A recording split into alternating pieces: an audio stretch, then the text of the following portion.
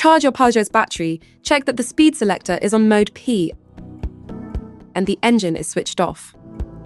First, connect the charge cable to the domestic socket. When the cable is connected, all the lights on the control box will come on, then only the green power light will stay on. Next, press on the back of the charger flap to open it and ensure there are no foreign bodies on the vehicle's charge connector. White lights inside the charger flap will come on. Insert the pistol into the vehicle's charge connector. The lights inside the flap on the car and the charge light on the control box will flash green to indicate charge.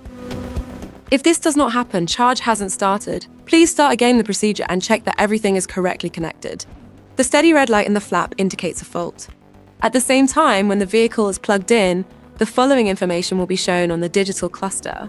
Battery status in %, remaining range in kilometers, estimated charge time, and the charging speed in kilometers per hour for electric vehicles. After a few seconds, the digital cluster will enter sleep mode. The information can be displayed again by unlocking the vehicle or opening a door. Deferred charge settings are managed via the touchscreen. To do this, in the Energy application, select the Charge Settings tab.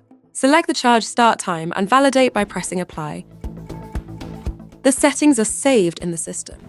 To activate deferred charging, lock your vehicle, then within 1 minute, press this button. The blue light in the flap confirms that deferred charging is activated. Deferred charge settings can also be managed using the My Peugeot application on your smartphone.